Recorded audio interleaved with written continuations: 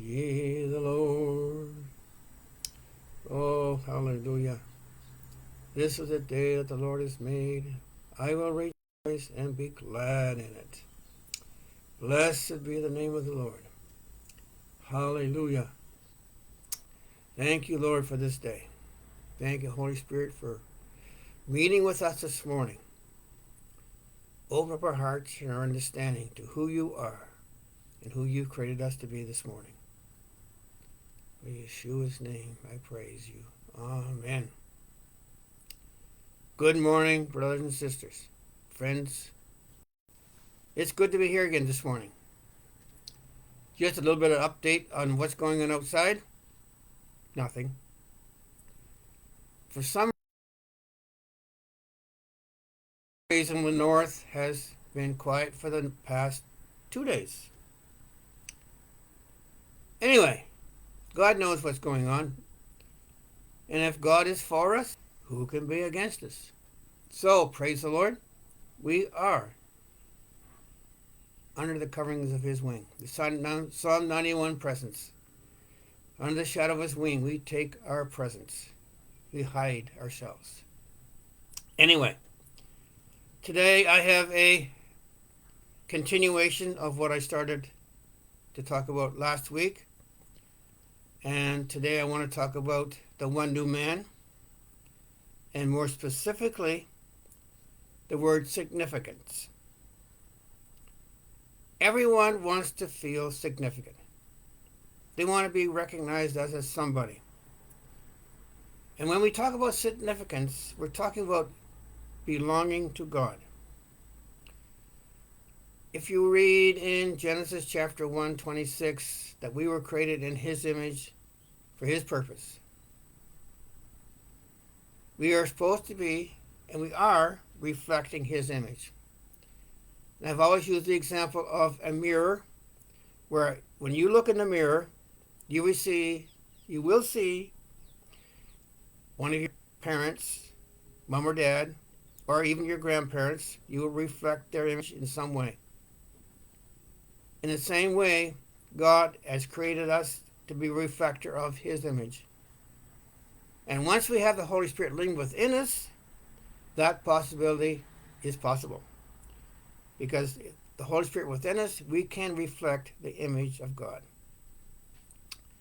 Challenges what we have to our feeling of significance. Satan comes along and lies and says, your worth in this world is because of your performance and because of the opinion of other people. What other people think about you and your performance, that's who you are. From the Old Testament teachings, we have grown to understand that there is punishment for being wrong, doing things that we shouldn't be doing. Especially when you look at Leviticus, when you break the laws, you are stoned.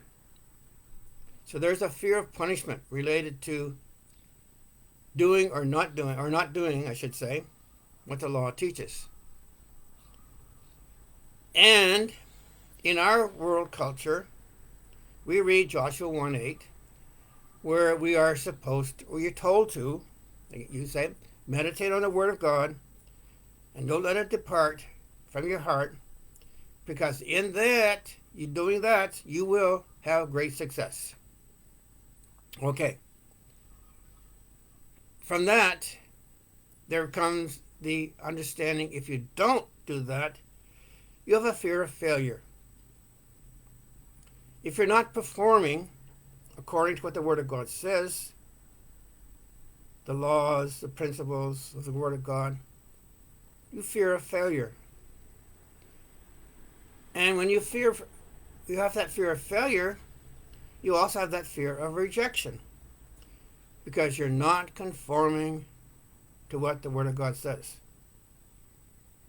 This is reinforced by the communities where we live in, our church communities, or what other groups we fellowship with. it's all reinforced. That failure,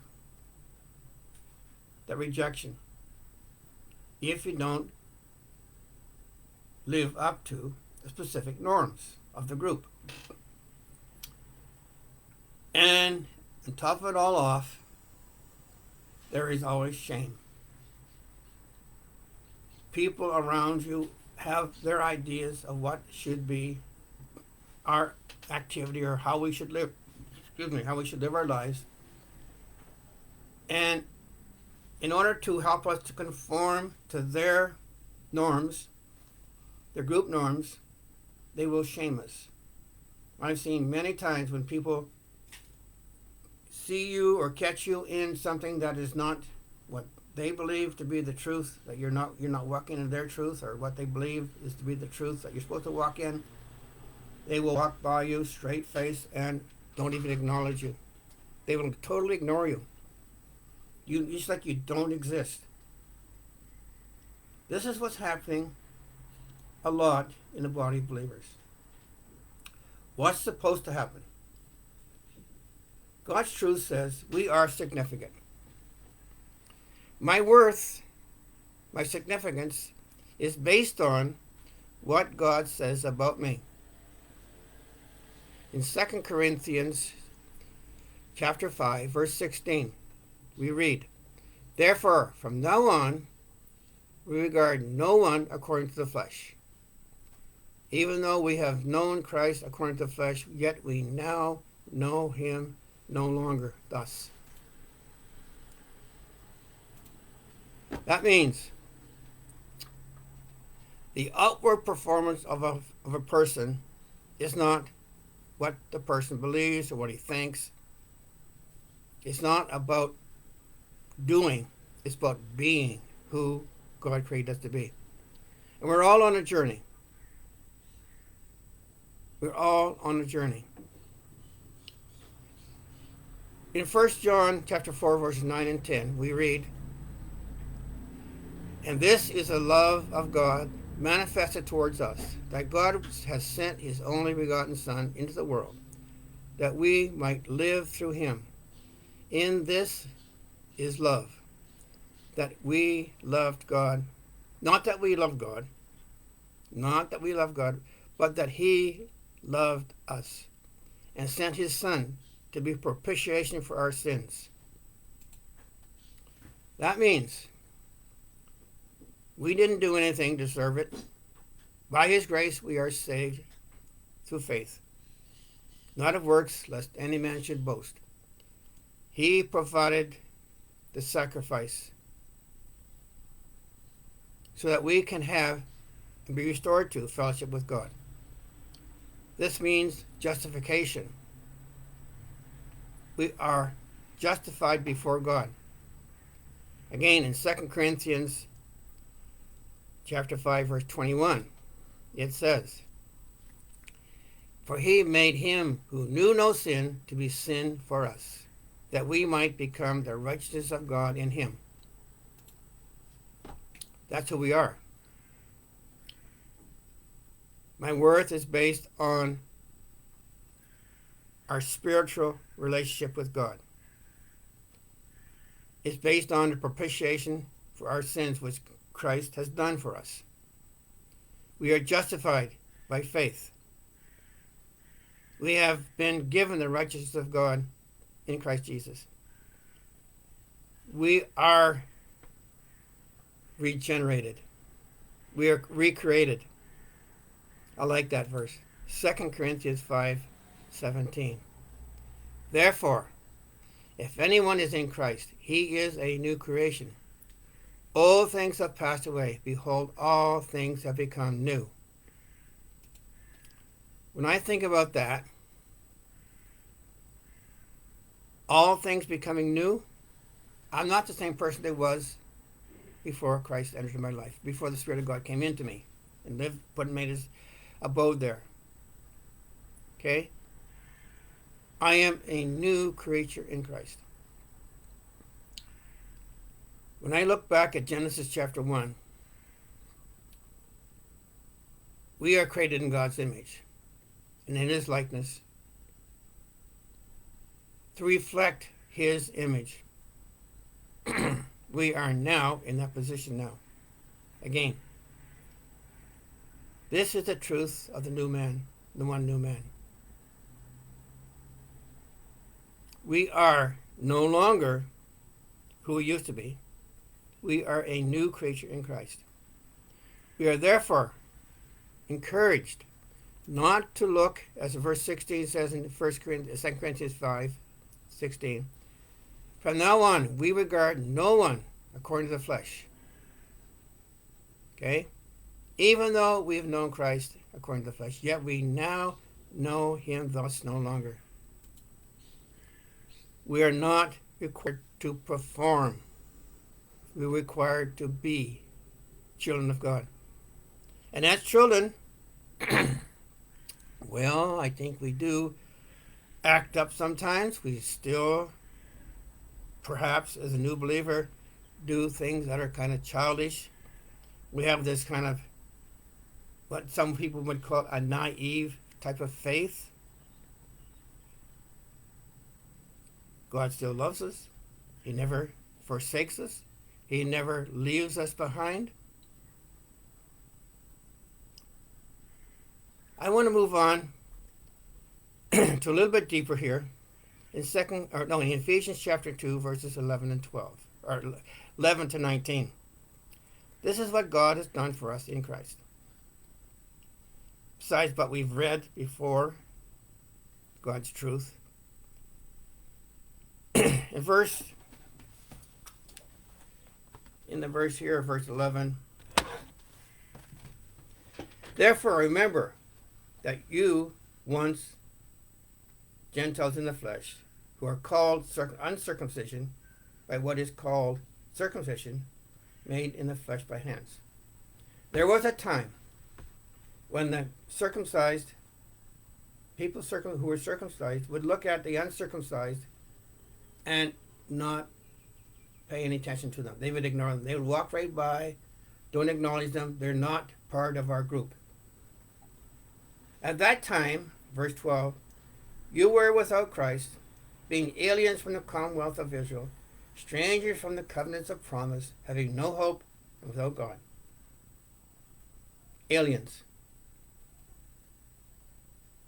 We are no longer aliens.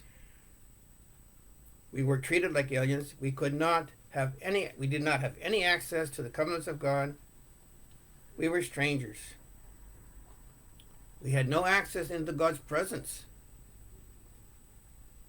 But, verse 13 says, now in Christ Jesus, you who once were far off, being brought near by the blood of Christ. What a story that is. What a truth that is to meditate on. But now, we used to be aliens from the covenant of God, from the promises of God, but now, in Christ Jesus, we have been brought near by the blood of Christ. This is what Yeshua did on the cross for us. We have been redeemed. We have a propitiation for our sins. We are now justified, redeemed, righteous before God. For he himself is our peace, who has made both one, and has broken down the middle wall of separation. We were separated. We were disconnected, which means disunity. Now, by the blood of Christ, we have been united together. The wall that was between us has been torn down. Having abolished in his flesh the enmity, that is, the law of commandments contained in ordinances, so as to create in himself one new man from two, thus making peace between us. The ordinances that you had to perform in order to have right standing before God is no longer required. We do not have to prove ourselves. We do not have to perform in a certain way to be accepted amongst the beloved. That he might reconcile them both to God in one body through the cross, therefore putting to death the enmity. We are one body in Christ. We are a one new man. It doesn't look like it the way we look at the world around us. There's more disunity than you can shake a stick at, as we say. But in the realm of the Spirit is where we have our unity. We have the unity of the finished work of Christ. Because of that, we can be united. Now, therefore, you are no longer strangers and foreigners, but fellow citizens with the saints and members of the household of God. We're not called to be a member of some community, but the household of God, the kingdom of God. We are part of that. That's our focus. That's our identity. Is in the kingdom of God. Yes, we have our church communities, our fellowship groups, which gives us a worldly identity. But inside us, in our spirits, we are united. We should be united and walk in the Spirit and walk in love one for the other.